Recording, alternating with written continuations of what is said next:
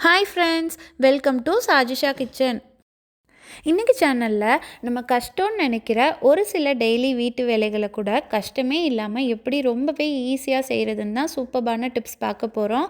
இந்த டிப்ஸ் எல்லாம் நீங்கள் தெரிஞ்சு வச்சுக்கிட்டிங்கன்னா உங்களோட நேரமும் மிச்சமாகும், பணமும் மிச்சமாகும். ஸோ இந்த வீடியோ ரொம்பவே யூஸ்ஃபுல்லாக இருக்கும். வீடியோவை ஸ்கிப் பண்ணாமல் ஃபுல்லாக பாருங்கள். வாங்க இப்போது ஃபஸ்ட்டு டிப் பார்க்கலாம். எப்போவுமே நம்ம வீட்டில் யூஸ் பண்ணுற சீப்புலாம் அட்லீஸ்ட் வாரம் ஒரு வாட்டியாவது க்ளீன் பண்ணிடணும். அப்படி இல்லைனா இந்த மாதிரி தான் அழுக்கு படிஞ்சு போயிருக்கும். இப்போ இதை நம்ம சோப்பு, ஷாம்பூன்னு எதுவுமே யூஸ் பண்ணாமல் ரொம்பவே ஈஸியாக எப்படி க்ளீன் பண்ணுறதுன்னு பார்க்கலாம். நான் இன்றைக்கி இதை க்ளீன் பண்ணுறதுக்காக ஜஸ்ட் அரை ஸ்பூன் கடலை மாவு தான் எடுத்திருக்கேன். கடலை மாவை இந்த மாதிரி சீப்பு மேலே அந்த பல் இருக்க ஏரியாவில் தூவி விட்டுறலாம். அந்த சீப்போட 2 சைடுமே இந்த மாதிரி கடலை மாவை கொஞ்சமாக தூவி விட்டுருங்க. அதுக்கப்புறமா இந்த மாதிரி விரல் வச்சு தேய்ச்சி விடுங்க. அப்பதான் அந்த கடலை மாவு எல்லா பல்லுக்கு இடையிலையும் போகும். நான் கடலை மாவு யூஸ் பண்ணியிருக்கேன். நீங்கள் கடலை மாவுக்கு பதிலாக கோதுமை மாவு, மைதா மாவுன்னு எந்த மாவு வேணாலும் யூஸ் பண்ணிக்கலாம். இந்த மாதிரி ஒரு ட்ரையான பழைய டூத் ப்ரஷ் வச்சு இந்த மாதிரி பல்லை மேலேருந்து கீழே வரைக்கும் ப்ரஷ் பண்ணிகிட்டே வந்தீங்கன்னா போதும். ரொம்ப ஈஸியாகவே அந்த சீப்பு பல்லுக்கு இடையில இருக்க அழுக்கு எல்லாம் ரிமூவ் ஆகிடும். உங்களுக்கு வீடியோவில் பார்க்கும்போதே தெரியும்னு நினைக்கிறேன். நான் ரப் பண்ணுற ஏரியாஸில் இருக்க அழுக்கு எல்லாம் ரொம்ப ஈஸியாகவே ரிமூவ் ஆகிக்கிட்டு இருக்கு. ஒரு சைடு சீப்பை இந்த மாதிரி நல்லா ப்ரஷ் பண்ணதுக்கப்புறமா சீப்பை இன்னொரு சைடு திருப்பிட்டு அந்த சைடும் நம்ம ப்ரஷ் வச்சு இந்த மாதிரி நல்லா ரப் பண்ணி விட்டோம்னா போதும். அந்த சீப்பில் கொஞ்சம் கூட அழுக்கு இருக்காது. எல்லாமே ரொம்ப ஈஸியாகவே ரிமூவ் ஆகிடும். இப்போ இதே மாதிரி நம்ம இன்னொரு சீப்புலையும் ப்ரஷ் வச்சு அந்த அழுக்கெல்லாம் ரொம்ப ஈஸியாகவே ரிமூவ் பண்ணிடலாம். சீப்பில் இருக்க அழுக்கு ரிமூவ் ஆகுறது உங்களுக்கு தெரியணுங்கிறதுக்காக தான் நான் இன்றைக்கி அடியில் ஒரு ஒயிட் பேப்பர் வச்சுருக்கேன். நீங்கள் நார்மலாகவே சீப்பு க்ளீன் பண்ணும்போது எப்போவுமே அடியில் ஒரு பேப்பர் வச்சுக்கோங்க. அதுக்கப்புறமா இந்த மாதிரி நீங்கள் சீப்பை க்ளீன் பண்ணிங்கன்னா அந்த சீப்பில் இருந்து விழுகிற டஸ்ட்டு எல்லாமே அந்த பேப்பர்லேயே விழுந்துடும். ஸோ அதுக்கப்புறமா உங்களுக்கு அந்த இடத்த க்ளீன் பண்ணுற வேலை இருக்காது. டக்குன்னு அந்த பேப்பரை கசக்கி குப்பையில் போட்டுடலாம். பாருங்கள், கொஞ்சம் கூட தண்ணி யூஸ் பண்ணாமல், சோப்பு, ஷாம்பூன்னு எதுவுமே யூஸ் பண்ணாமல் நம்மளோட சீப்பு இப்போ பளிச்சுன்னு க்ளீன் ஆயிடுச்சு. இப்போ நம்ம அந்த பேப்பரை கசக்கி குப்பையில் போட்டுடலாம். இப்போ நம்மளோட சீப்பில் லைட்டாக ஏதாவது மாவு ஒட்டிகிட்டு இருந்துச்சுன்னா அதை ரிமூவ் பண்ணுறதுக்காக சும்மா ஒரு வாட்டி தண்ணியில் அலசிட்டு வந்தாவே போதும். நம்மளோட சீப்பு பாருங்கள் எந்த அளவுக்கு பளிச்சுன்னு இருக்குன்னு உங்களுக்கு பார்க்கும்போதே தெரியும்னு நினைக்கிறேன். நீங்களும் இதை ட்ரை பண்ணி பாருங்கள்.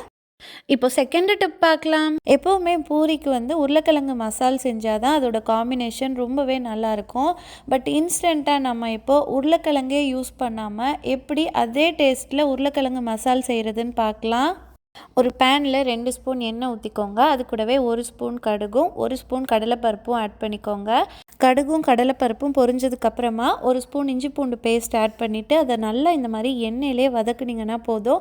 அந்த இஞ்சி பூண்டு பேஸ்ட்டோட பச்சை ஸ்மெல்லாம் போயிடும். அதுக்கப்புறமா ஒரு பெரிய வெங்காயத்தை நல்லா இந்த மாதிரி நீளமாக கட் பண்ணி ஆட் பண்ணிக்கோங்க.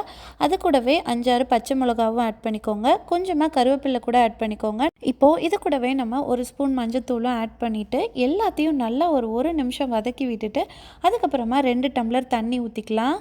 தண்ணி ஊற்றுனதுக்கப்புறமா கரண்டி வச்சு எல்லாத்தையும் நல்லா இந்த மாதிரி மிக்ஸ் பண்ணிவிட்டு அடுப்பை மீடியம் ஃப்ளேமில் வச்சுட்டு தட்டு போட்டு ஒரு 5 நிமிஷம் அப்படியே மூடி வச்சிடலாம். வெங்காயம் வேகிறதுக்குள்ளே நம்ம ஒரு மிக்ஸி ஜார் எடுத்துக்கலாம். அதில் 2 டேபிள் ஸ்பூன் பொட்டுக்கடலை ஆட் பண்ணிக்கலாம். இதை நல்லா பவுடராக அரைச்சி எடுத்துக்கலாம். கொரப்பு இல்லாமல் நல்லா இந்த மாதிரி பவுடராக அரைச்சி எடுத்துக்கோங்க.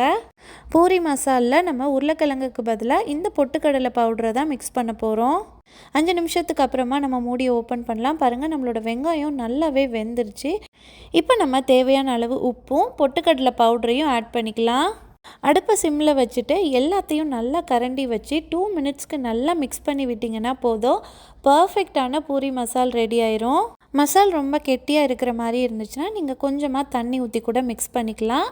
நம்ம உருளைக்கிழங்கு போட்டு பூரி மசால் செஞ்சால் எந்த டேஸ்ட்டில் இருக்குமோ அதே டேஸ்ட்டில் இந்த மாதிரி நம்ம பொட்டுக்கடலை போட்டு செஞ்சாலும் இருக்கும். இப்போ அடுத்த டிப் பார்க்கலாம்.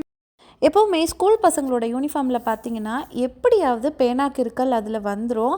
நார்மலாக இங்கு பெனில் கிறுக்கியிருந்தாங்கன்னா அது நம்ம வாஷ் பண்ணும்போது போயிடும். பட் பால் பெனில் கிறுக்குனாங்கன்னா அது போகவே போகாது.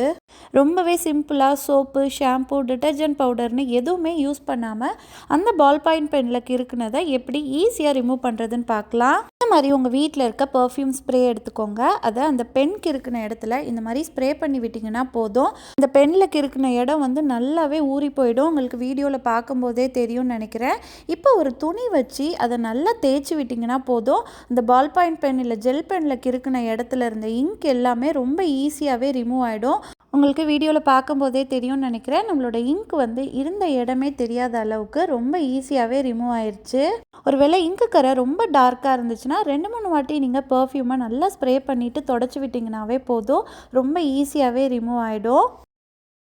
இப்போ அடுத்த டிப் பார்க்கலாம்.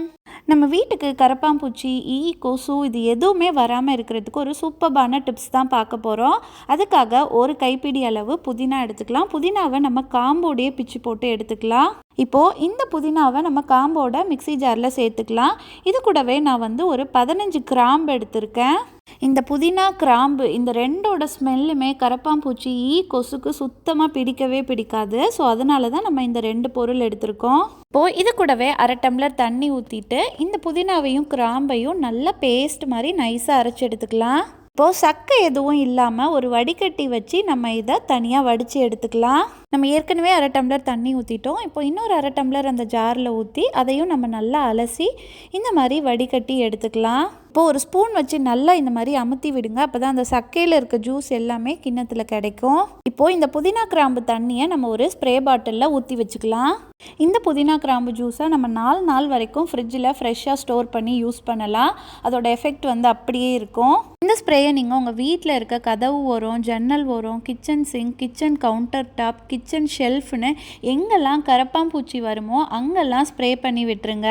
நம்ம பாத்ரூமில் இருக்க சிங்க்லலாம் பார்த்தீங்கன்னா குட்டி குட்டியாக ஒரு மாதிரி பறக்கும். ஸோ அப்பப்போ நம்ம அந்த இடத்துல இந்த ஸ்ப்ரே அடித்து விட்டுட்டோன்னா பாத்ரூமில் அந்த குட்டி குட்டி ஈக்கள் வராது. பூச்சிக்கெல்லாம் இந்த கிராம்போட ஸ்மெல் சுத்தமாகவே பிடிக்காது. ஸோ இதை நம்ம வீட்டில் இருக்க சோஃபா மேலே, பெட்டு மேலெல்லாம் கூட ஸ்ப்ரே பண்ணி விட்டுக்கலாம். ரொம்பவே எஃபெக்டிவாக இருக்கும். நைட்டு படுக்க வரும்போது கிச்சன் கவுண்டர் டாப், அடுப்பு மேலே, சிங்க்லெல்லாம் நம்ம ஸ்ப்ரே பண்ணி விட்டுட்டோன்னா நைட்டில் வர கரப்பாம்பூச்சியும் வராது. இந்த புதினா கிராம்பு அரைச்சதுக்கப்புறம் கிடைக்கிற சக்கையை கூட நம்ம வேஸ்ட் பண்ண வேண்டாம். ஒரு 4-5 பேப்பர் வந்து கட் பண்ணி எடுத்துக்கோங்க. இந்த மாதிரி 2ஆக மடித்து எடுத்துக்கோங்க. அப்போ தான் உங்களுக்கு கொஞ்சம் திக்காக கிடைக்கும். இது மேலே நம்ம கொஞ்சம் கொஞ்சமாக அந்த சக்கையை உருட்டி வச்சுக்கலாம். இப்போது இதை நம்ம வீட்டில் டேபிள் கடியில், சோஃபா கடியில், பெட்டு கடியில், ஃப்ரிட்ஜு கடியிலன்னு எல்லா இடத்துலையும் வச்சு விட்டுறலாம். அப்போ தான் அந்த இடத்துல கரப்பாம்பூச்சி, கொசுலாம் வராமல் இருக்கும். இந்த சக்கையோட எஃபெக்ட் பார்த்திங்கன்னா 2 நாள் வரைக்கும் இருக்கும். அதுக்கப்புறமா நீங்கள் அதை எடுத்து தூர போட்டுடலாம். இப்போது 5th டிப் பார்க்கலாம். நம்ம எல்லார் வீட்லேயுமே தேங்காய் வந்து யூஸ் பண்ணுவோம். தேங்காவை உடைக்கும் போது அந்த குடுமி பகுதியில் இருக்க நாரை வந்து இந்த மாதிரி நம்ம தனியாக பிச்சு வச்சுக்கலாம். இது கூடவே நம்ம பூண்டுலாம் வாங்கும்போது பார்த்தோன்னா இந்த மாதிரி தான் நெட் பேக்கில் போட்டு தருவாங்க. சம்டைம்ஸ் ஃப்ரூட்ஸ்லாம் கூட இந்த மாதிரி நெட் பேக்கில் போட்டு தருவாங்க. இதையும் நம்ம எடுத்து வச்சுக்கலாம். இப்போது இந்த தேங்காய் நாரை அந்த நெட் பேக்குள்ளே இந்த மாதிரி உள்ளே வச்சுக்கோங்க. அதுக்கப்புறமா ஜஸ்ட் ஒரு 2 வாட்டி இந்த மாதிரி நெட் பேக்கை சுற்றிட்டு அதுக்கப்புறமா அந்த நெட் பேக்கை இந்த மாதிரி வெளி சைடு இழுத்து விட்டுருங்க. அந்த தேங்காய் நார் வந்து உள் சைடு வந்துடும். இப்போ திரும்பவும் இன்னொரு சைடு ஒரு 2 வாட்டி சுற்றிட்டு அந்த நெட் பேக்கை இந்த மாதிரி வெளி சைடாக இழுத்து விட்டுட்டு அந்த தேங்காய் நாரை இந்த மாதிரி உள் சைடாக இழுத்துருங்க. இந்த மாதிரி நம்ம செய்கிறதுனால அந்த நெட் பேக் வந்து தேங்காய் நாரை நல்லாவே ரேப் பண்ணிடும். இப்போ பார்த்தீங்கன்னா அந்த நெட் பேக்கோட சைஸ் நல்லாவே சின்னதாயிருச்சு. இந்த ஸ்டேஜில் நம்ம அந்த நெட் பேக்கில் ஒரு முடிச்சு போட்டு விட்டோம்னா போதும். அந்த தேங்காய் நாரை சுற்றி நம்ம ரேப் பண்ணியிருக்க நெட் பேக் வந்து ரிமூவ் ஆகவே ஆகாது. உங்களுக்கு வீடியோவில் பார்க்கும்போதே தெரியும்னு நினைக்கிறேன். வேஸ்ட்டாக நம்ம குப்பையில் தூக்கி போடுற தேங்காய் நாரையும் நெட் பேக்கையும் வச்சு நம்ம பாத்திரம் கழுவுறதுக்கு ஒரு ஸ்க்ரப்பர் ரெடி பண்ணிட்டோம். நார்மலாக நம்ம ஸ்டீல் ஸ்க்ரப்பர்லாம் யூஸ் பண்ணும்போது அது பாத்திரங்களில் வந்து கீறல் வர வைக்கும். பட் இந்த மாதிரி நம்ம தேங்காய் நாரில் ரெடி பண்ணி யூஸ் பண்ணும்போது எவ்வளோ கடினமான கரையாக இருந்தாலும் ரொம்ப ஈஸியாகவே ரிமூவ் ஆகி வந்துடும். பாருங்கள், நான் டிஷ்வாஷ் லிக்விட் தொட்டு உங்களுக்கு பாத்திரத்தை வாஷ் பண்ணி காட்டுறேன். நமக்கு ரொம்ப ஈஸியாகவே பாத்திரம் வந்து க்ளீன் ஆகிட்டுருக்கு. அந்த காலத்துலலாம் பார்த்திங்கன்னா தேங்காய் நார் வச்சு தான் பாத்திரம்லாம் வாஷ் பண்ணுவாங்க.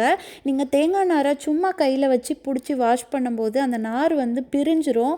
ஸோ அந்த மாதிரி பிரியாமல் இருக்கிறதுக்காக தான் நம்ம நெட் பேக் வச்சு யூஸ் பண்ணுறோம்.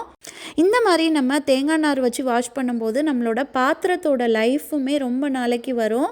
ஸோ நீங்களும் இனிமேல் ஸ்டீல் ஸ்க்ரப்பர்லாம் யூஸ் பண்ணி பாத்திரத்தை வேஸ்ட் பண்ணாதீங்க. ரொம்பவே சிம்பிளாக இந்த மாதிரி வீட்டில் இருக்க தேங்காய் நாரையும் நெட் பேக்கையும் வச்சு ஒரு ஸ்க்ரப்பர் ரெடி பண்ணி யூஸ் பண்ணுங்கள். எவ்வளோ பாத்திரம் இருந்தாலும் நீங்கள் ரொம்ப ஈஸியாகவே இந்த தேங்காய் நார் ஸ்க்ரப்பர் வச்சு வாஷ் பண்ணிடலாம். பாத்திரங்கள்லாம் வாஷ் பண்ணதுக்கப்புறமா நம்ம தேங்காய் நார் ஸ்க்ரப்பரை அதில் இருக்க ஃபுட் பார்ட்டிகல்ஸ்லாம் ரிமூவ் ஆகுற மாதிரி நல்லா ஒரு வாட்டி தண்ணியில் அலசிக்கலாம். அதுக்கப்புறமா ஈரத்தெல்லாம் நல்லா பிழிஞ்சிட்டு இந்த மாதிரி நம்ம வச்சிட்டோன்னா போதும். ரொம்ப ஈஸியாகவே அந்த தேங்காய் நார் ஸ்க்ரப்பர் வந்து ஈரம்லாம் இல்லாமல் ட்ரை ஆகிடும். நான் பார்த்திங்கன்னா எங்கள் வீட்டில் வந்து நான்ஸ்டிக் பாத்திரம்லாம் வாஷ் பண்ணுறதுக்காக இந்த ஸ்பாஞ்ச் ஸ்க்ரப்பரும், மற்ற ஸ்டீல் பாத்திரம் அயன் பாத்திரம்லாம் வாஷ் பண்ணுறதுக்காக இந்த தேங்காய் நார் ஸ்க்ரப்பரும் தான் யூஸ் பண்ணுறேன். நான் இன்றைக்கி சொன்ன டிப்ஸில் ஏதாவது ஒன்றாவது உங்களுக்கு ரொம்பவே யூஸ்ஃபுல்லாக இருந்திருக்கும்னு நினைக்கிறேன். இந்த வீடியோ உங்களுக்கு பிடிச்சிருந்துச்சுன்னா வீடியோ லைக் பண்ணுங்கள், உங்கள் ஃப்ரெண்ட்ஸ் அண்ட் ஃபேமிலி மெம்பர்ஸ்க்கும் ஷேர் பண்ணுங்கள். மறக்காமல் நம்ம சேனல் சஜிஷா கிச்சனை சப்ஸ்கிரைப் பண்ணிவிடுங்க. அப்போ தான் நான் போடுற புது வீடியோஸோட நோட்டிஃபிகேஷன் உடனே உங்களுக்கு வரும். இதே மாதிரி நிறைய kitchen tips, home tips and reuse ideas videos நம்மளோட சேனலில் இருக்குது. அதோட லிங்க் நான் உங்களுக்கு டிஸ்கிரிப்ஷனில் தரேன். உங்களுக்கு டைம் இருந்துச்சுன்னா அதையும் பார்த்து என்ஜாய் பண்ணுங்கள். இன்னும் வேறு என்னெல்லாம் டிப்ஸ் வேணுங்கிறதையும் எனக்கு கமெண்ட்ஸில் சொல்லுங்கள். நான் நெக்ஸ்ட் வீடியோவில் அப்லோட் பண்ணுறேன். இவ்வளோ நேரம் பொறுமையாக வீடியோ ஃபுல்லாக பார்த்ததுக்கு தேங்க்யூ ஃப்ரெண்ட்ஸ். அடுத்து ஒரு சூப்பர்பான வீடியோவில் மீட் பண்ணலாம். டாட்டா.